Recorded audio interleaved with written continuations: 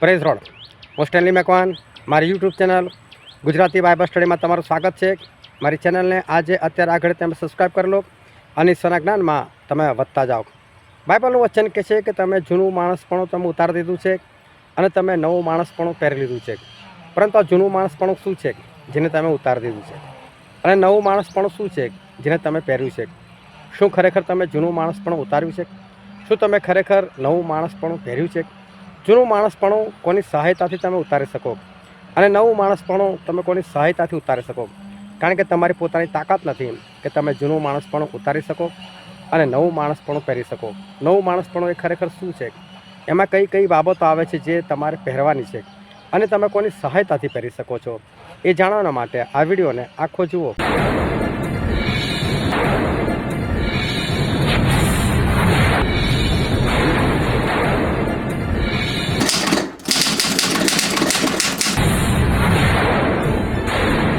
ઈશ્વર પિતાના આપણા પુષ્કળા પરમાનિક આપણે ઈશ્વર પિતાના વચન તરફ જઈએ અને બાઇબલની અંદરથી કલોસ્સીઓને પાઉલ પ્રેરિતે લખેલો પત્રક ત્યાં 3 અધ્યાય તેની 5મી કલમથી લઈને તેની 11મી કલમ સુધી। એ માટે પૃથ્વી પરના તમારા અવયવો એટલે વ્યભિચાર, અશુદ્ધતા, વિષયવાસના, ઊંડી ઈચ્છા તથા દ્રવ્ય લોભ જે મૂર્તિ પૂજા છે તેઓને મારી નાખો। એ કામોને લીધે આજ્ઞાભંગ કરનારા પર દેવનો કોપ આવે છે। જ્યારે તમે અગાઉ તેઓમાં રહેતા હતા ત્યારે તમે પણ તેઓમાં ચાલતા હતા, પણ હવે રીસ, ક્રોધ, અદાવત, નિંદા તમારા મુખમાંથી નીકળતા વિભસ્ત વચન એ સર્વ તજી દો। એકબીજાની સાથે જૂઠું ન બોલો, કેમ કે તમે જૂના માણસપણાને તેની કરણીઓ સુદ્ધા ઉતારી મૂક્યું છે અને જે નવું માણસપણું તેના ઉત્પન્ન કરનારની પ્રતિમા પ્રમાણે તેના જ્ઞાનને અર્થે નવું કરાતું જાય છે તે તમે પહેર્યું છે। તેમાં નથી ગ્રીક કે યહૂદી, નથી સુન્નત કે બેસુન્નત, નથી બર્બર, નથી સિથિયન, નથી દાસ કે સ્વતંત્ર, પણ ખ્રિસ્ત સર્વ તથા સર્વમાં છે। ઈશ્વર પિતાનો વાંચેલો વચન આપણા માટે પુષ્કળ આશીર્વાદિત છે અને ઈશ્વરના વચનથી આપણી સાથે વાત કરતા આવ્યા છે, આજે પણ કરનાર છે। આપણે ધ્યાનથી ઈશ્વરનું વચન સમજીએ, કારણ કે આ છેલ્લા દિવસોની અંદર આપણે જે ભેગા થયા છે એનું કારણ એક જ છે કે આપણે ઈશ્વરના આત્માની ભરપૂરી મેળવીએ અને રોજે રોજ આપણી કમી ઘટીઓને આપણે દૂર કરીએ અને રોજે રોજ આપણે ઈશ્વરના આત્માથી ભરાતા જઈએ કે જેથી કરીને આપણે આકાશના રાજ્યના આપણે વારસદાર થઈ શકીએ। પાઉલ પ્રેરિત એ કલોસ્સીઓની જે મંડળી છે એ લોકોને એ પત્ર લખે છે અને એ લોકોને પત્ર લખતા એક ખાસ વાત કરે છે અને વાત એ છે કે તમે જૂના માણસપણાને તેની કરણીઓ સુદ્ધા ઉતારી મૂક્યું છે અને જે નવું માણસપણું તેના ઉત્પન્ન કરનારની પ્રતિમા પ્રમાણે તેના જ્ઞાનને અર્થે નવું કરાતું જાય છે તે તમે પહેર્યું છે। પાઉલ પ્રેરિત કહેવા માગે છે કે આપણા બે મનુષ્યત્વ એટલે બે એક સાથે નહીં, પરંતુ પ્રભુમાં આવ્યા પહેલાં જૂનું મનુષ્યત્વ એટલે જૂનું માણસપણું એટલે આપણો જૂનો સ્વભાવ, આપણી જૂની ઈચ્છાઓ, જૂની યોજનાઓ, જૂની કલ્પનાઓ કે જેમાં પ્રભુમાં આવ્યા પહેલાં આપણે જીવતા હતા એ બધી બાબતો, અને એને કહે છે કે તમે એની કરણીઓ સુદ્ધા એટલે તમારા મનમાં જે કંઈ છે એ તમારા કામની અંદર પણ દેખાવાનું છે। તો કે ભાઈ તમે ઉતારી દીધું છે, કરણીઓ સાથે તમે બધું ઉતારી દીધું છે। તો કરણીઓ સાથે એટલા માટે કે તમારા હૃદયમાં જે છે એ તમને કરવાનું મન થાય છે। જો તમારા હૃદયમાં જે બી ઈચ્છા હોય એ ઈચ્છા તમે પૂરી કરવાનો પ્રયત્ન કરો જ કરો, કોઈ તમને ના પાડે તો પણ અને કોઈ તમને સાથ ના આપે તો પણ, કે તમારા હૃદયની અંદર છે તો તમે ગમે તે કરીને એ બાબતને પૂરું કરવાનો પ્રયત્ન તમે કરશો, કારણ કે એ ઈચ્છા તમારા હૃદયની અંદર એ બેઠેલી છે। તો જ્યારે આપણે પ્રભુમાં નહોતા ત્યારે આવી બધી ઘણી બધી ઈચ્છાઓ હતી, યોજનાઓ હતી, કલ્પનાઓ હતી। જ્યારે મારી વાત કરું તો મેં ઘણી વખત કીધું છે, પણ મારી એક જ ઈચ્છા કે હું મોટો થઉં, સારું કમાઉં, સારા પૈસા ભેગા કરું અને એક સરસ મારી પાસે મારું પોતાનું ઘર હોય, બસ એવી મારી ઈચ્છા હતી અને એ ઈચ્છાને લઈને જ હું આગળ વધ્યો અને એને લઈને જ મારા બધા કાર્યો હતા કે બસ કોઈ પણ હિસાબે આ કામ પૂરું કરવું છે। એટલે જે આપણો સ્વભાવ છે, જે આપણા સ્વભાવની અંદર વણાઈ ગયેલું છે, જે આપણા હૃદયની અંદર આવી ગયેલું છે, એ બધું આપણા કામો દ્વારા હંમેશા દેખાતું હોય છે. અને જો એ હૃદયમાં નથી તો તમારા કામમાં પણ નથી. એટલે પાવલ પ્રેરિત કહે છે કે તમે આ જૂનું માણસપણું, એટલે કે જે તમારી જૂની ઈચ્છા હતી, જૂનો સ્વભાવ હતો, એ બધું તમે ઉતારી મૂક્યું છે. અને પછી કે તમે નવું માણસપણું પહેર્યું છે. એટલે જે જૂનું માણસપણું છે એને પાવલ પ્રેરિત એવું કહે છે કે તમે ઉતારી મૂક્યું. એનો મતલબ પહેલાં શું હતું? એ પહેરેલું હતું. એનો મતલબ જો કે આપણે જે કપડાં પહેરીએ છીએ ને, એ કપડાં લોકોને દેખાય છે, એ કલર દેખાય છે, એ સ્ટાઇલ દેખાય છે, એ ડિઝાઇન દેખાય છે. અને કદાચ કોઈને આકર્ષી જાય તો આપણને પૂછી લે કે ભાઈ આ તમે કઈથી લાવ્યા, કઈ દુકાનમાંથી લાવ્યા, કે કેટલામાં લાવ્યા, એ પૂછી લે. એટલે જે આપણે પહેરેલું છે ને, એ પહેરેલી વસ્તુ શું છે? દેખાતી હોય છે. એ રીતે પ્રભુ જૂના માણસપણાની વાત કરે કે જૂનું માણસપણું જે છે ને, કે તમે પહેરેલું હતું પહેલાં, એમ અત્યારે ભલે ઉતારી મૂક્યું હોય, પણ કે પહેલાં તમે એને પહેરેલું હતું. તો એનો અર્થ એવો થયો કે જે જૂનો સ્વભાવ, કે જૂની ઈચ્છાઓ, કે જૂની યોજનાઓ, એ આપણે કપડાની જેમ પહેરેલી હતી એમ. હવે કેમ પાવલ પ્રેરિત એવું કહે છે કે પહેરેલી હતી? કારણ કે તમારા હૃદયની અંદર જે છે ને, એ તમે જોજો કે બહાર આવશે જ આવશે, એ બહાર પ્રગટ થશે જ થશે. દાખલા તરીકે કોઈને ગાળો બોલવાની ટેવ હોય, કે પછી એના જીવનમાં ગાળો હોય, તો જો એ ભલે મિટિંગમાં આવે, ગમે તે સાવચેતી રાખે, એ ઈશ્વરના લોકોથી દૂર રહે, કે બીક રાખે કે આ લોકોની સામે મારે નથી બોલવું, પણ છતાં એના હૃદયની અંદર છે ને, તો એ વાત છે ને બહાર આવી જ જાય અને નીકળી જ જાય. આ નીકળી જાય ને ત્યારે સામેવાળાને ખબર પડે કે આ છે આનામાં. એટલે જે જૂની વસ્તુ છે, જેને આપણે પહેરેલી છે, એ ઈશ્વર કેમ કહે છે પહેરેલી? કેમ કે પહેરેલી વસ્તુ દેખાય છે. એ રીતે જે જૂનું માણસપણું છે, એ જ્યાં સુધી માણસ આ જીવનમાં છે, તો પાવલ પ્રેરિત કે જે પહેરેલું છે, એ પહેરેલી વસ્તુ દેખાય. એટલે જે બી વસ્તુ છે, એ છે ને તમારા જીવન ચરિત્રની અંદર બહાર જ આવી જાય. તમારો ગુસ્સો તમારે દેખાય, તમારા પ્રપંચ, એ બધું જ ગમે તે રીતે એ બહાર આવે જ, અને લોકોને ખબર પડે જ પડે. એટલું જ કે જે તમને સારું માનતું હોય, જે તમને પ્રભુમાં માનતું હોય, તો એને એકદમ આઘાત લાગે કે આ માણસ આવો છે, આ સ્ત્રી આવી છે, એકદમ એને બહુ ઝટકો લાગે. પણ જે તે વ્યક્તિ છે એના માટે કંઈ મોટી વસ્તુ નથી, કારણ કે એને તો પહેરેલું જ છે. પછી બાઇબલ કહે કે તમે નવું માણસપણું પહેર્યું છે, કે એટલે જૂનું ઉતાર્યું છે, નવું પહેર્યું છે. હવે તમે જુઓ કે તમે સવાર ઉઠો અને સવાર ઉઠીને તમે નાહવા માટે જાઓ. હવે તમે નાહવા માટે જાઓ ને, એટલે નહીંને આવીને તમે જે કપડાં ઉતાર્યા છે ને, એ તમે નથી પહેરતા. એને આપણે શું કરે? ધોવા નાખી દઈએ છીએ. પણ તમે નહીંને આવીને એ જ જૂના જૂના કપડાં પહેરી શકો? ગંદુ લાગે આપણને. અરે આ નથી પહેરવું, એમ ગંદુ લાગે છે આપણને. એટલે આપણે એ જૂના કપડાં નથી પહેરતા. પરસેવાવાળા હોય, આખો દિવસ કંઈ ફરેલા હોય, ધૂળવાળા હોય, ગંદા થયેલા હોય, એટલે આપણે એને નથી પહેરતા. આપણે એને ઉતારી મૂકીએ છીએ. અને ઉતાર્યા પછી નહીંને આપણે નવા કપડાં પહેરતા હોઈએ છીએ. તો પ્રભુ અહીંયા જૂનું માણસપણું અને નવા માણસપણાની વાત કરે છે. તો જૂનું માણસપણું જે છે, એ બે કપડાં સમાન છે, પણ એ કેવું છે? ગંદુ થઈ ગયું. અને ગંદુ થઈ ગયું, જ્યારે માણસને ખબર પડે કે આ ગંદુ થઈ ગયું, ત્યારે જ એને ઉતારે. ઘણા બધા લોકો હોય છે કે આટલી ઉનાળાની ગરમીની અંદર પણ ઘણા બધા મેં લોકો એવા જોયા છે કે આવા ઉનાળાની ગરમીમાં પણ લોકો દિવસમાં 2-3 ટાઈમ નાતા હોય, તો કોઈ અઠવાડિયે પણ ના નાતા હોય, અને એના જ કપડાં પહેરી રાખેલા હોય. મેં જોયેલા છે એવા માણસોને. અને ત્યારે જે લોકો રોજ નહીંને બદલે છે, એ લોકોને વિચિત્ર લાગે, આ કેવો માણસ છે. પણ એ ક્યારે બદલે છે? જ્યારે એને ગંદુ લાગે છે ત્યારે. ત્યાં સુધી નહીં. હું કોલેજમાં ભણતો ત્યારે મારી સાથે એક છોકરો ભણતો હતો, અને બહુ જ માલદાર. પણ એ સમયે પેલી લૂના આવે, તે લૂના લઈને જ ફરે. બાઇક પણ હતી, પણ એવા લૂના લઈને જ ફરે. પણ એના પપ્પા કરોડપતિ. રોજ એક જ પેન્ટ પહેરીને આવવાનો, રોજનું એક જ પેન્ટ, જીન્સનું જ પેન્ટ હોય, રોજ એકનું પેન્ટ પહેરીને આવે. એને ધોવાનું જ નહીં.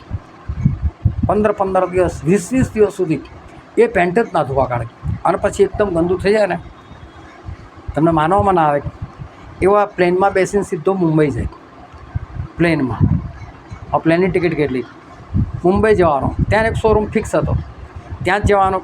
ત્યાં એક પેન્ટ કઢાવવાની, પેલી પેન્ટ ત્યાં જ કાઢીને ત્યાં જ ગાડી ફેંકી દેવાની, અને પછી નવી પેન્ટ પહેરીને આવવાની.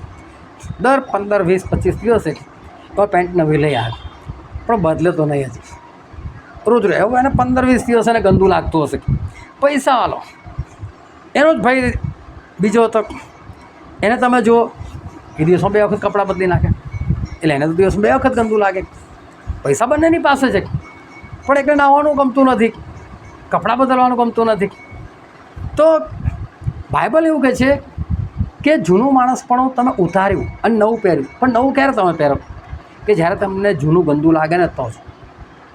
જૂનો સ્વભાવ તમને ગંદો લાગે, જૂનો સ્વભાવ તમને ખરાબ લાગે તો જ તમે એ સ્વભાવ બદલો, ને તો ના બદલો. હવે જૂનું માણસપણું તમને ગંદુ ક્યારે લાગ્યું? જૂનો સ્વભાવ તમને ગંદો ક્યારે લાગ્યો? કે આ જૂનું મનુષ્યત્વ ક્યારે ગંદુ લાગ્યું? કે જ્યારે કોઈકે દેખાડ્યું કે આ ગંદુ છે, અને તમે એક કલમ વાંચો, યાકૂબનો પત્ર, તેનો 1લો અધ્યાય અને તેની 22મી કલમ. પણ તમે વચનના પાડનારા થાઓ, પોતાને છેતરીને કેવળ સાંભળનારા જ નહીં.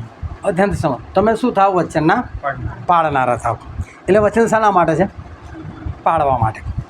હવે જો વચન આપવું કોનું કામ છે? ઈશ્વરનું કામ છે. એ વચન આપવું ઈશ્વરનું કામ છે. એને પાળવું નહીં પાળવું કોના હાથની હશે? બરાબર. એ પાળવા માટે કોઈ ના આવે, એ પાળવા માટે તમારી પાસે કોઈ આવતું નથી. પાળવું તમારા હાથમાં છે. વચન સંભળાવવું ઈશ્વરના હાથમાં છે કે કોના માટે કયું વચન જરૂરી છે. એટલે જે તે સમયે જે તેને વચન આપવું એ ઈશ્વરના હાથમાં છે. પણ વચન આવ્યા પછી પાળવાનું કોના હાથમાં છે? માણસના હાથમાં. પણ બાઇબલ શું કહે છે? જે નથી પાડતો, ફક્ત સાંભળે છે, એ કોને છેતરે છે? પોતાને છેતરે છે. હજુ પોતાને છેતરો એટલે શું? કે નોટ ફાટેલી હોય તો એની પર ધીરે સેલોટેપ એવી રીતે મારી દેવાની, કાં તો ગમથી રીતે ચોંટાડી દેવાનું કે સાંભળવાને ખબર ના પડે. પણ જેના હાથમાં નોટ છે ને એ તો ખબર જ છે કે આ નોટ ફાટલી છે ને, મેં આની પર કંઈક કર્યું છે સુધારો વધારો. એ દુકાનમાં જાય છે તો એના મનમાં કંઈક તો છે, કંઈક પકડાઈ ના જવાય, થવાનું કશું નથી, બીજી નોટ આપી દેશે. પણ કોઈ ચાલી જાય તો સારું એમ, અને ચાલી જાય ત્યારે બહુ ખુશ છે. કેવો છેતરો પેલાને, આને ક્યાં છેતરો? પણ જે વચન સાંભળે છે ને પાડતો નથી, કેવો છે? આ જ કામ પોતાની સાથે કરનાર, એ પોતાને છેતરે છે. બરાબર. અને એનું કારણ બી આપે છે ઈશ્વર. આગળ વાંચો 23મી કલમ. કેમ કે જે કોઈ માણસ વચન પાળનાર નથી પણ કેવળ સાંભળનાર છે, તે પોતાનો સ્વાભાવિક મોહ આરસીમાં જોનાર માણસના જેવો છે. હા, જે માણસ વચન ફક્ત સાંભળે છે પણ પાડતો નથી, એ કોના જેવો છે? તો કહે છે કે એ આરસીની સામે ઊભા રહેનાર એક મનુષ્ય જેવો છે. હવે જો આરસીની સામે માણસ 24 કલાક નથી ઊભો રહેતો. આરસીની સામે માણસ ક્યારે ઊભો રહે? કે જ્યારે નહીં ધોઈને તૈયાર થયો હોય ને ત્યારે ઊભો રહે. ભાઈ કેવો લાગુ છું, કેવી લાગી છું, બસ બધું બરાબર છે, બાળ સરખા ગોઠવાઈ ગયા છે, કપડાં આપણા બરાબર પહેરેલા છે, એ આરસીમાં જોઈ લે. પણ પછી આગળ 24મી કલમ એની. કેમ કે તે પોતાને જુએ છે પણ ત્યાંથી ખસી જાય છે, એટલે તે પોતે કેવો હતો એ તે તરત ભૂલી જાય છે. હા, પછી માણસ જ્યારે આરસી પાસેથી ખસી જાય પછી એને બધું યાદ રહે છે? પછી એને કશું યાદ નહીં, કેવો દેખાતો હતો, શું છે, પછી એ તો પોતાની મસ્તીમાં હોય છે. બાઇબલ કહે છે જે વ્યક્તિ ખાલી વચન સાંભળે છે પણ પાડતો નથી ને, એ આવો માણસ છે. એટલે ક્ષણભર એ વચનની સામે, આ વચન છે ને આપણા માટે, આત્મિક લોકો માટે આ આરસી છે, આપણા આત્માની આરસી. તમારો આત્મા કેવો છે ને એ આ વચન દેખાડી આપે. એટલે જ્યારે વચન પોકારવામાં આવે ને ત્યારે લોકો કહે છે ને મનન કરો. એ મનનનો અર્થ જ આ છે કે જ્યારે વચન આવે છે ને ત્યારે એ વચનની સાથે તમારી જાતને સરખાઈ જો કે આજે આ વચન મેં સાંભળ્યું, આ પાપ મારામાં છે, આ અપરાધ ગુનો મારામાં છે, મારું જીવન ચરિત્ર આવું છે, હું આજે સાંભળવા બેઠો અને મારી સામે કેમ આવું વચન આવ્યું, એનો મતલબ મારી અંદર આ કંઈક છે. એ તમે જુઓ, જાણો, અને પછી તમે વસ્તુ દૂર કરી નાખો. આને કહેવાય મનન કર્યું. કહેવાય મનન કરવાનો અર્થ એ નથી કે તમે બાઇબલને વિચાર્યા કરો આ શું કહેવા માગે, શું બાઇબલ તો બહુ બધું કહેવા માગે, જાણીને શું કરશો? અમલ જ નથી કરો, જાણીને શું કરવાનું? એટલે મનન એ નથી કે તમે એનો બહુ ઊંડો અભ્યાસ કરો છો. મનનનો અર્થ એ છે કે તમે તમારી જાતને સરખાઈ જુઓ છો. એટલે આ વચન છે ને એ આત્માની આરસી છે. એ જ્યારે ચાલતું હોય તો મનન કરતા હોય ને તમને ખ્યાલ આવી જાય કે મારો આત્મા કેવો છે, અને હું કઈ રીતે ચાલું છું, એ તમને ખ્યાલ આવી જાય. તો એ જ્યારે તમને ખ્યાલ આવે અને તમને એવું લાગે કે ના, મારો આત્મા તો ગંદો છે, મારું જૂનું માણસ પણ તો ગંદુ છે, મારું જૂનું માણસ પણ ખરાબ છે, ત્યારે તમને એવું થાય કે હવે ઉતારવું આને. જ્યાં સુધી તમને આ ભાન ના થાય ને ત્યાં સુધી તમે ના ઉતારો. તમે જો એટલા બધા લોકો હતા ઇઝરાયલની અંદર, અને લોકો બધા બૂમો પાડે છે, ઈસુનો વધસ્તંભે ચડો, વધસ્તંભે ચડો, મારી નાખો, મારી નાખો. બધા લોકો બૂમો પાડે છે, અને બધા લોકો બૂમો પાડી અને લોકો ખુશ હતા. જ્યારે પ્રભુ શ્રી કૃષ્ણ વધસ્તંભે ચડ્યા ને તો ખુશ હતા. અને જ્યારે પ્રભુ શ્રીને એવી હાલતમાં લોકોએ જોયા ને ત્યારે લોકોએ શું વાત કરી, આ માણસે કેવા ગુના કર્યા છે કે આવું ભયંકર મોત એને મળ્યું, કેવું દર્દનાક મોત છે, કેવું ભોગવે છે આ માણસ. કે યશાયા 53:3 લખેલું છે કે લોકોને એવું લાગ્યું કે આ માણસ તો કેટલું ભોગવે છે કે છે, એટલે કે આના કેટલા બધા ભૂંડા કામ હશે. લોકો એમની કદર ના જાણીએ કે છે, પણ લોકો જોઈને એમ થયું કે આ કેટલો ખરાબ માણસ હતો કે છે. અને લોકોને એવું લાગ્યું કે આ માણસ એના પોતાના પાપની સજા એ ભોગવી રહ્યો છે. હવે પ્રભુ શ્રી કૃષ્ણ માટે આ લોકોએ બૂમો પાડ કરી, પણ પ્રભુ ઈસુએ પહેલેથી એક વચન આપેલું હતું. અને આપણે વાંચીએ યુહાનની લખેલી સુવાર્તા 16મો અધ્યાય તેની પહેલી કલમ. એવો સમય આવે છે કે જે કોઈ તમને મારી નાખે તે દેવની સેવા કરે છે એમ તને લાગશે. હા, જ્યારે તમને મારી નાખે કે છે, પ્રભુનું નામ તમે લોકો તમને મારી નાખે, અને જે લોકો મારી નાખાવે એ લોકોને એવું લાગે અમે તો સેવા કરી ઈશ્વરની, સારું કામ કર્યું. તો પ્રભુ છે ને વધસ્તંભે ચડ્યા પછી આ બધા ખુશ હતા. આ લોકોને નથી ખબર કે અમે કશું ભૂંડું કામ કરેલું છે, કે અમે અમારા મસીહાને જ મારી નાખ્યા છે, કશું એ લોકોને નથી ખબર. લોકો બિંદાસ હતા. મારી સાથે એક મુસલમાન ભાઈ એ ટચમાં આવેલા હતા, અને અમે લોકો દર અઠવાડિયે મળીએ. એમને પાસે બાઇબલ પણ હતું, પણ બાઇબલ હું જવું એમની કંપનીની અંદર અમે ઓફિસમાં બેસીએ તો બાઇબલ ધૂળ ખાતું પડેલું હોય, કુરાન પણ હોય, એને બહુ સરસ રીતે એમણે લપેટીને કપડામાં રાખેલું હોય. હું જાઉં એટલે એ કુરાન ખોલે, એમાંથી મને કંઈક સમજાવે. પછી હું જ્યારે પ્રાર્થના કરાવું ત્યારે પ્રાર્થનાની અંદર મારા શબ્દો હોય, પ્રભુ ઈસુ શબ્દો હોય. એટલે એક વખત એમણે મને પ્રશ્ન પણ કર્યો, મને કે તમે પ્રભુ ઈસુ કરો છો તો કે મેઇન વ્યક્તિને ભૂલી નહીં જતા ને કે છે. એટલે મેઇન વ્યક્તિ એટલે ઈશ્વર એમ, અને પ્રભુ ઈસુને એ લોકો ફક્ત પેલો એક પૈગંબર સમજે. એટલે એમ કે તમે ઈસુ શું વધારે કરો, મેઇન વ્યક્તિને ભૂલી જતા ને? મેં કહું ના, મેઇન વ્યક્તિ જ આપણા છીએ. એમને કહું. એક દિવસે મારા ઘરે આવ્યા, પર બપોરનો સમય હતો, અને આવ્યા હતા અને એ બેઠા ને મેં ઈશ્વરે કીધું સર બહુ કહ્યું આ ભાઈનું સાંભળતો આવ્યો છું, શું કરવું આજે? અને પછી એ દિવસે ઈશ્વરે મારું મું ખોલ્યું, અને દિવસે હું ઘણું બધું બોલ્યું, અને બધું પ્રભુ ઈસુ વિશે બોલ્યો કે પ્રભુ શું કોણ હતા. મેં કહું એ જ ઈશ્વર છે. કઈ રીતે ઈશ્વર છે બધું બાઇબલમાંથી સાબિત કર્યું. કોઈ કલમ કાઢી નથી દેખાડી, પણ ખાલી બોલતો ગયો. અને એ ભાઈની આંખમાંથી એટલા બધા આંસુ પડ્યા, બહુ રડ્યા ભાઈ. છેલ્લે મને ભેટી પડ્યા, અને એ દિવસે એમણે પ્રાર્થના મારી સામે કરાવી, અને એ પ્રાર્થનાની અંદર એટલી બધી એમણે પ્રભુશ્રીને માફી માગી કે ઓ મારા મસીહા, હું તો તમને કંઈ જ નહોતો સમજતો કે છે, પણ તમે જ મારા દેવ છો કે છે, આજે મને ખબર પડી એમ. તો ત્યાં સુધી શું સમજતા હતા? એક સામાન્ય વ્યક્તિ. એટલે એમને કશું દુઃખ નહોતું કે હું ઈસુ કહું છું કે માન નથી આપતો, કશું નથી પડેલી. પણ એક દિવસ એવો આવ્યો કે જ્યારે ભાન થયું કે હું તો ખોટું કરું છું. આ મહત્ત્વની વસ્તુ છે કે તમને ક્યારે ભાન થાય છે કે તમારો આત્મા ગંદો છે, તમને ક્યારે ખબર પડે છે કે તમારો આત્મા ખરાબ છે, એની પર ડાઘ લાગેલા છે. તો આ લોકો તો પ્રભુને મારી નાખ્યા અને ખુશ હતા, પર્વ પાડતા હતા, માંડવા પર્વ ઉજવતા હતા બધા, અને બધા બિંદાસ હતા.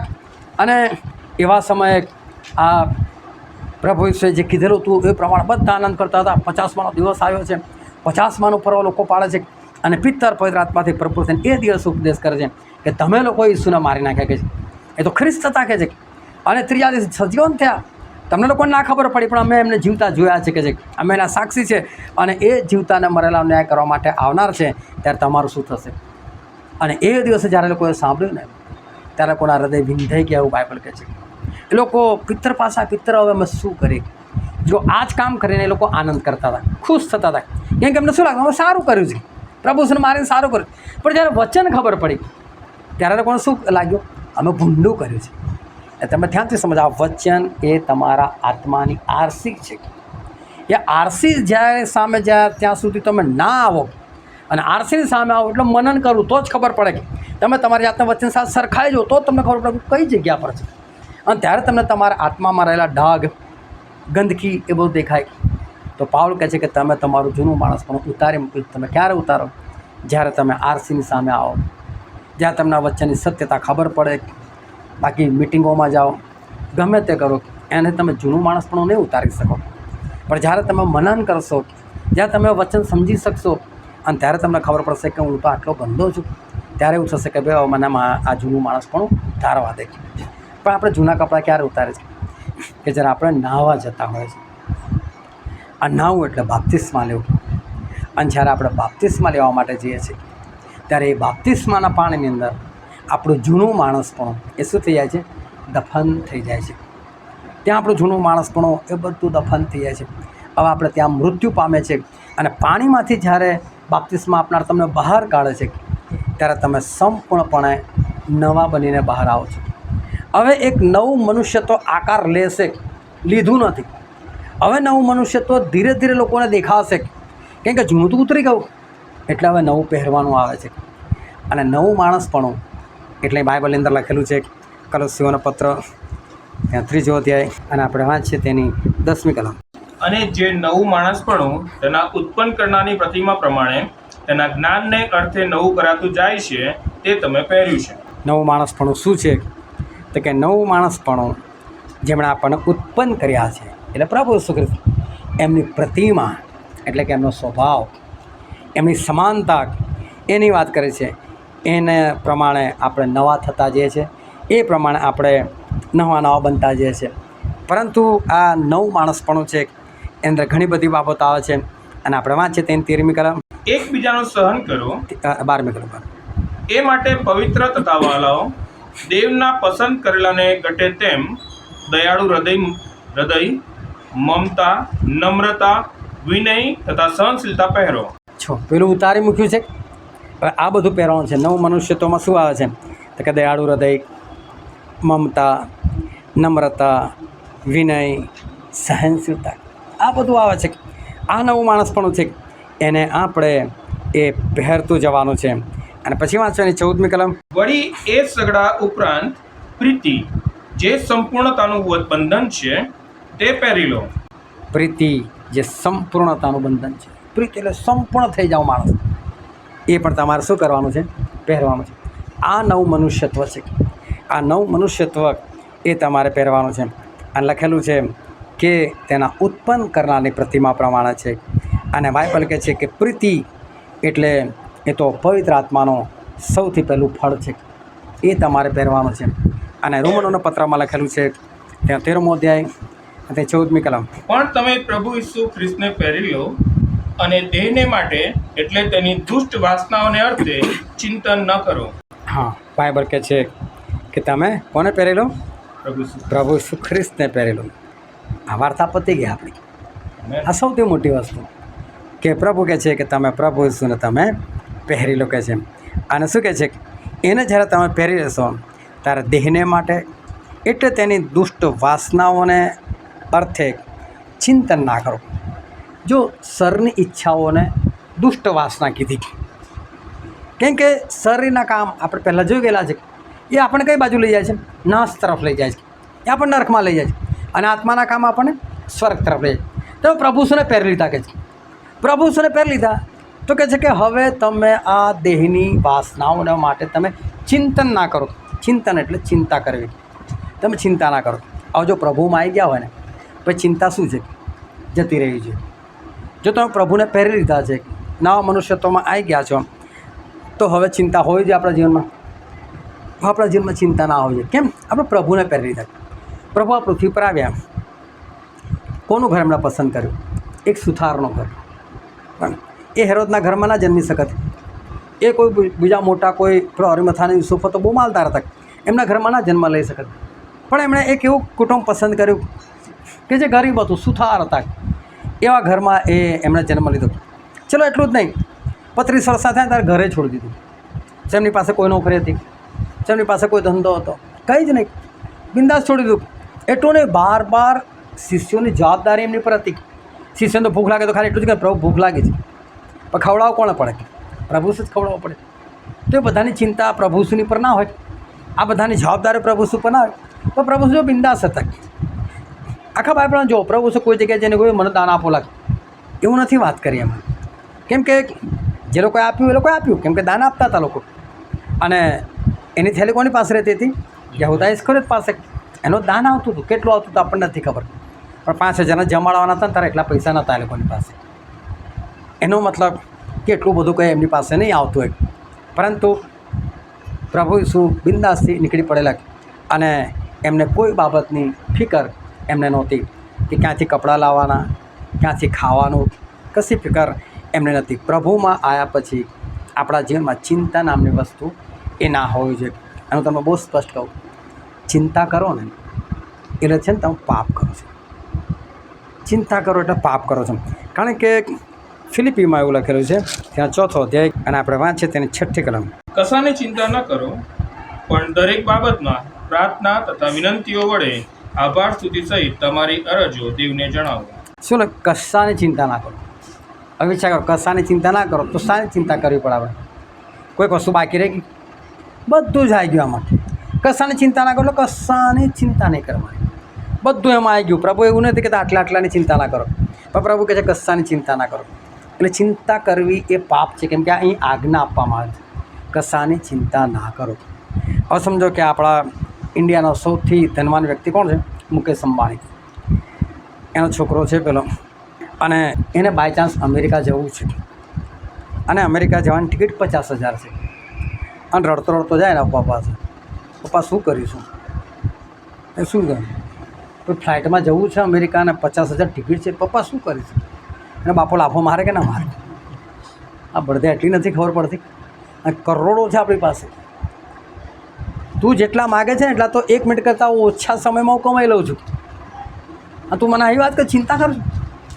સારું છે પ્રભુ તમને થપ્પડ નહીં મારતા, હા ને? તમે પ્રભુને થપ્પડ ખાઈ લીધે, પણ ચિંતા કરવી પાપ છે. ઓ તો વિચાર કરો, જે રાજાઓના રાજા, પ્રભુના પ્રભુ છે, અને આપણે ચિંતા કરીએ, હવે ખબર પડે પાપ કહેવાય. બાકી બધાને ચિંતા તો હોય જ ને યાર. આપણે માણસ ચિંતા ના હોવી જોઈએ. હા હા, ભાઈ તમારું જીવન ગમે તેવું છે ને કરવાની ચિંતા, હા પ્રભુમાં નથી તો ચિંતા કરીને મરજો જ, કે તમારું કશું નહીં થવાનું. પણ પ્રભુમાં છો તો ચિંતા કરવાની જરૂર નથી. પ્રભુ ગમે તેથી કરશે. તમારી જે બી અરજ છે, ગરજ છે, જરૂરિયાત છે, એ તમારી પૂરી પાડશે. તમારા મોજશોખ નહીં, બરાબર? જરૂરિયાતો ભિખારીને બી પૂરી થાય, અને મોજશોખ તો છે ને મોટા મોટા બાદશાહોના રહી જાય, બરાબર? એટલે પ્રભુ મોજશોખ માટે નથી મર્યા કે તમારા મોજશોખ પૂરા કરે. હા, જરૂરિયાતો તમારી જે બી છે એ જરૂરિયાતો પૂરી કરે. કઈ રીતે કરશે એ ઈશ્વરના હાથમાં છે. તમને તમારી રીતે જરૂરિયાતો પૂરી કરવી હોય તો ના ચાલે. મિસર દેશમાંથી ઇઝરાયલ પુત્રો નીકળ્યા, 400 વર્ષ ગુલામ રહેલા એ લોકો, અને ગુલામીમાં એ લોકોને શું મળતું હતું? બરાબર, કશું એ લોકોની પાસે હતું નહીં, અને એ લોકો નીકળ્યા. 40 વર્ષ સુધી એ લોકો રસ્તામાં રહ્યા. 40 વર્ષ સુધી કઈ કમાણી કરી એ લોકો? કોઈ કમાણી નહીં. કોઈ ધંધો કર્યો? કોઈ ધંધો નહીં. હવે વિચાર કરો કે 40 વર્ષની અંદર તમને કેટલા જોડ કપડાની જરૂર પડે?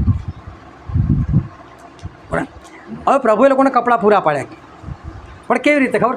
એ લોકોના જે કપડાં હતા ને એ એક જ જોડ, બસ. એ લોકોની સાઇઝ પ્રમાણે કપડાં બી મોટા થયા, કપડાં કદી જૂના ના થયા, જીર્ણ ના થયા. એ લોકોના બૂટ ચંપલ જ રહ્યા. પગની સાઇઝ વધી તો બૂટ ચંપલની બી સાઇઝ વધી ગઈ, પણ એને જૂના ના થવા દીધા. હવે ઈશ્વરની મરજી આ રીતે પૂરી કરવાની, તે રીતે કરી. પણ તો કોને આ પ્રભુ દર વર્ષે મને 4 જોડ તો જોઈએ છે, જરૂરિયાત છે મારી. તો એ તમારી જરૂરિયાત તમે કઈ રીતે પૂરી કરવામાં, એ રીતે પ્રભુ ના બંધાય. કંઈક એમની મરજી. બની શકે તમે 100 વર્ષના થાવ, 120 વર્ષના થાવ, ત્યાં સુધી ઈશ્વર તમને બીજું જોડ કપડું જ ના આપે, પણ એક છે ને જૂનું બી ના થવા દે. હવે તમે વિચાર કરો, તમે કોઈને એવું કહો કે હું વર્ષની અંદર દર મહિને 1 જોડ કપડાં લાવું છું, એની જગ્યા પર તમે એવું કહું, હું નાનો હતો ને 5 વર્ષ, ત્યારથી લઈને અત્યાર સુધી મારા આ જ કપડાં, મારી જોડે એ બી મોટા થયા, તો આશ્ચર્યની વાત કહી, સાક્ષીની વાત કહી. એ તમે તમારી રીતે કઈ જરૂરિયાતને પૂરી કરવા ચાહો ને, એ તો પ્રભુ નથી બંધાયેલા. પ્રભુ એમની રીતે જરૂરિયાતો પૂરી પાડે. આ લોકોને ખાવાની જરૂર હતી, તો ઉપરથી માનના પ્રભુ વરસાવતા હતા, એને દૂતોની રોટલી કીધી, પણ છે ને થાળીમાં નહીં આપી, કોઈ ઘાસ પર પડતી હતી. આ લોકો હવે ઘાસ પર અમે ના ઉઠાય તો તમારી મરજી, ભાઈ ભૂખે મરો. પ્રભુ આપશે તમને, ગંદી નતા થવા દેતા, એ મને ખબર. ગંદી થયો તો 100 છે ના ખાવા, તો પ્રભુ પોતા લોકોને ગંદુ ના ખવડાય. એટલે પ્રભુ કઈ રીતે મુકતા હશે મને નથી ખબર, પણ પ્રભુની મરજી તમારું કઈ રીતે પૂરું કરું. પણ તમે જે રીતે ચાહતા હોય તમારી અરજો કરો છો પૂરી કરે, એ ના બને. ટૂંકમાં આપણે જૂનું માણસ પણ ઉતારી દીધું છે, અને નવું માણસ પણ પહેર્યું છે, અને એમાં પણ પ્રભુ ઈસુ ખ્રિસ્તને પહેરી લીધેલા છે. તો પ્રભુ કહે છે કે હવે તમે તમારી દેહની વાસનાઓને માટે તમે ચિંતા ના કરો. કે છે કેમ? એને લગતું જે કહે છે ને ઈશ્વર આપ્યા કરશે. પણ તમે કોને પહેર્યા છે? પ્રભુ ઈસુ. અવિચાર કરો, પ્રભુ ઈસુને પહેરવા એટલે શું? અને યોહાનની સુવાર્તામાં લખેલું છે, તેના 14મો અધ્યાય અને તેની 18મી કલમ, હું તમને અનાથ નહીં મૂકીશ, હું તમારી પાસે આવીશ. પ્રભુ ઈસુ પોતા શિષ્યોને આ વાત કીધેલી, હું તમને અનાથ નહીં મૂકું, હું પાછો આવીશ.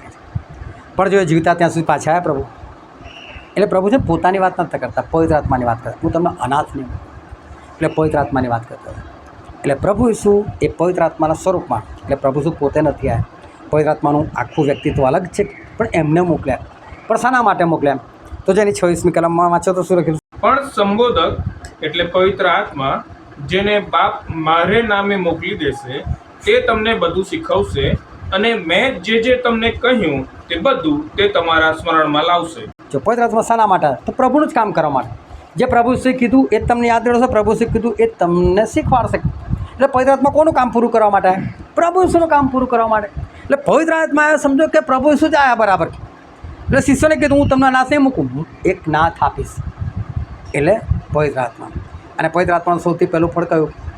પ્રેમ. તો બાઇબલ શું કહે છે કે પ્રેમ, પ્રીતિ, જે સંપૂર્ણતાનું બંધન છે એને તમે પહેરેલો. એટલે પવિત્ર આત્માની વાત કરે છે. અને કે તમે પ્રભુ ઈસુને પહેરી લીધા, એ પણ પવિત્ર આત્મા છે. એટલે કે તમે કોને પહેરી લીધા? પવિત્ર આત્મા. એનો મતલબ કે જૂનું માણસ પણ જ્યારે આપણે ઉતારે છે ને, ત્યારે આપણે નવું મનુષ્યત્વ એટલે પવિત્ર આત્માને આપણે પહેરીએ છીએ. બધા ગુણો પવિત્ર આત્મા દ્વારા જ આવે છે. અને જો પવિત્ર આત્માને તમે ના પહેરો ને, તો પછી આપણે નગ્ન દેખાય, કેમ કે જૂનું ઉતારી દીધું, નવું પહેર્યું નહીં, તો પછી કેવા દેખાય? અને જે નગ્ન હોય એને શેતાન છોડે નહીં. આના માટે આપણે ધ્યાન રાખવાનું છે કે હવે આપણે શું પહેર્યું છે? નવું મનુષ્યત્વ પહેર્યું છે. પ્રભુ ઈસુને પહેર્યા છે, આપણે પવિત્ર આત્માને પહેરેલા છે, આપણે પ્રીતિને પહેરેલી છે. અને માટે હવે આપણે એ પ્રમાણે જીવન જીવવાનું છે. અને જૂના માણસપણાને આપણે ઉતારી મૂક્યું છે, એને આપણે યાદ નથી કરવાનું. આ નવું માણસપણું એ જ પવિત્ર આત્મા છે. અને એનાથી જ આપણે સ્વર્ગમાં જઈશું. નવું મનુષ્યત્વ જ આપણને સ્વર્ગમાં લઈ જઈ શકશે. અને માટે આપણને પવિત્ર આત્માની પુષ્કળ જરૂર છે. આવો આપણે દરેક જણા આપણી આંખોને બંધ કરીએ, આપણા મસ્તકો જીવતા દેવની હજુરમાં નમાય. પાલા પ્રભુ ઈસુ વચન કહે છે કે તમે જૂનું માણસ પણ ઉતારી દીધું છે અને તમે નવું માણસ પણ પહેર્યું છે. જૂનું માણસ પણ એટલે આપણે ચિંતાઓ, જૂનો સ્વભાવ, જૂના ઝઘડા, ગુસ્સો, અદેખાઈ, લાલસાઓ, કપટ બધું આવી ગયું. પણ એ બધું આપણે ઉતારી મૂક્યું છે. આ નવું માણસ પણ એને જે એક નામ આપવું હોય તો એ છે પવિત્ર આત્મા. આપણે પવિત્ર આત્માને પહેર્યા છે. અને વાલાઓ, જો આપણે પવિત્ર આત્માને પહેર્યા છે તો હવે આપણે શરીરના માટે આપણે ચિંતા કરવાની જરૂર નથી. આપણે નવું માણસ પણ એટલે પવિત્ર આત્મા અને પ્રભુ ઈસુને પહેરી લીધેલા છે. પ્રીતિનું બંધન આપણે પહેરી લીધેલું છે. માટે આપણે કોઈ પણ બાબતે ચિંતા કરવાની જરૂર નથી. પરંતુ આપણે એ નવા માણસપણામાં પ્રેમની અંદર આપણે બની રહે. જો આપણે નહીં પહેરીએ તો જૂનું ઉતારી મૂકેલું છે, નવું પહેર્યું નથી, તો આપણે નગ્ન દેખાઈશું. અને પ્રભુ કહે છે કે જે પોતાના કપડાને એવી રીતે તપાસ રાખે છે, ચોકસાઈ રાખે છે કે તેને નગ્ન ના ચાલવું પડે, તેને ધન્ય છે. કારણ કે જે દિવસે પ્રભુ ઈસુ આવશે એ દિવસે આપણી પાસે આ કપડાં હોવા જરૂરી છે. અને એ કપડાં એટલે પવિત્ર આત્મા છે. એ પવિત્ર આત્મા આપણી ઉપર હોવા જોઈએ, એમને આપણે પહેરેલા હોવા જોઈએ. અને માટે જો આપણે કંઈક ભૂલ કરી છે, આપણે કંઈ ગુનો કર્યો છે, અપરાધ કર્યો છે અને આજે પવિત્ર આત્મા દેખાડે છે, તો હાલો ઈશ્વર પાસે જઈએ અને ઈશ્વર પાસે એ બાબતની માફી માંગીએ. અને હવે ઈશ્વરને કહીએ આપણે કે ઈશ્વર તમે મને માફ કરો. અને આજથી નવું માણસ પણ હું ખરા અર્થમાં સંપૂર્ણ રીતે પહેરવા માગું છું. પ્રભુ શું તમે મને નવું માણસ પણ પહેરાવો. આપણે થોડો સમય શાંત રહીએ અને ઈશ્વર પાસે પાપ કબૂલાત કરીએ અને આપણે નવું માણસ પણ પહેરવાનો આપણે કરાર કરીએ. પિતા પરમેશ્વર, અમે તમારો આભાર માનીએ છીએ, અમે તમારી સ્તુતિ કરીએ છીએ પિતાજી. હા પ્રભુ પવિત્ર આત્માદેવ, જે તમારા લોકો આજે તમારી પાસે આવ્યા છે અને પરમેશ્વર પિતા, તેઓ જે કે તમારા આગળ પાપ કબૂલાત કરી છે એ દરેકને તમે આજે અત્યારે તો માફ કરો પિતાજી. કારણ કે તમે કીધું છે પરમેશ્વર પિતા, તમે માફ કરવાને વિશ્વાસુ અને ન્યાયી પરમેશ્વર છો. જો મેં અમારા પાપ કબૂલ કરીએ તો પરમેશ્વર તમે વિશ્વાસુપણે કામ કરો છો. આજે તમામને પિતા તમે ખાતરી આપો પિતાજી. અને પ્રભુ પરમેશ્વર, અમે તમને વિનંતી કરીએ છીએ, આજથી દરેક જણ તમારી સાથે કરાર કરે પિતાજી. તમને પહેરી લેવાનો કરાર, પવિત્ર આત્માને પહેરી લેવાનો કરાર, પ્રીતિને પહેરી લેવાનો કરાર. અને પ્રભુ પરમેશ્વર આજે દરેક જણ તમારા આત્માના માટે સંપૂર્ણપણે ખાલી થઈ જાય. હા પ્રભુ પવિત્ર આત્મા દે, એક એકના હૃદયને તમે ખાલી કરો પિતાજી. Yes holy spirit. પ્રભુ પવિત્ર આત્મા દે, તમે તમારા લોકોને ખાલી કરો.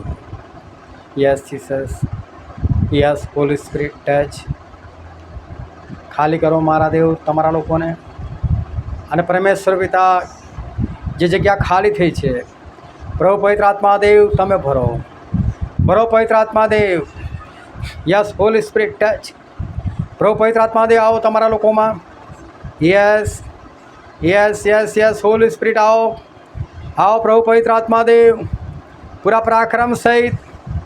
યસ યસ જીસસ, તમારું સામર્થ્ય લઈને, તમારા કૃપાદાનો લઈને, તમારું સાજાપણું લઈને, તમારો છુટકારો લઈને, તમારી શાંતિ લઈને, તમારો આનંદ લઈને.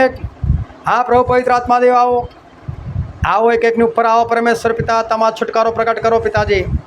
Yes Jesus. Yes holy spirit આવવા દો તમારો છુટકારો. Yes yes yes Jesus. પ્રભુ પવિત્ર આત્મા દેવ તમારા કૃપાદાનોથી ભરો, ભરો પવિત્ર આત્મા દેવ. Yes Jesus. આ પરમેશ્વર જો કોઈની પાસે અન્ય ભાષા નથી તે તો અન્ય ભાષા બોલે. આ પરમેશ્વર જો કોઈની પાસે સાજાપણાનું કૃપાદાન નથી તો આજે મળે.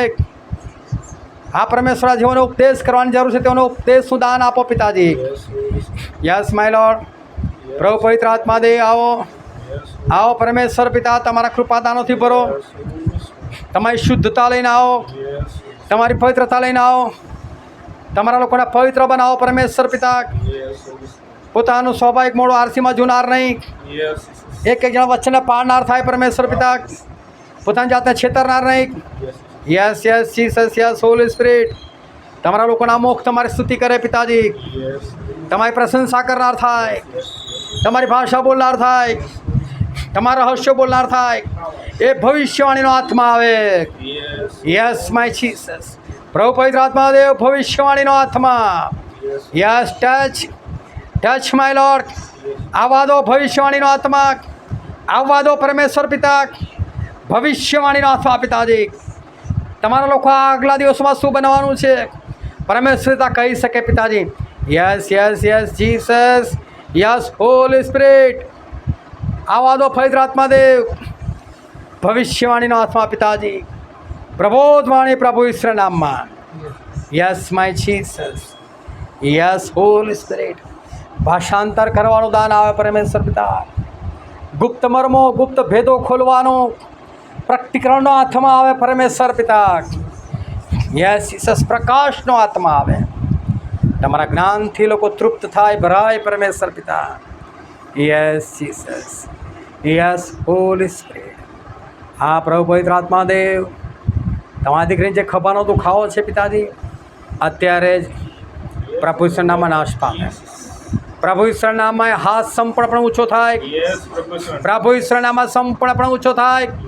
એ દુખાવો નાશ પામે પ્રભુ ઈશ્વર નામમાં.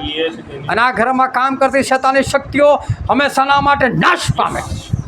Yes hallelujah. પ્રભુ આ ઘરના માલિક તમે બનો પિતાજી. આ ઘરને તમે રાજ કરો.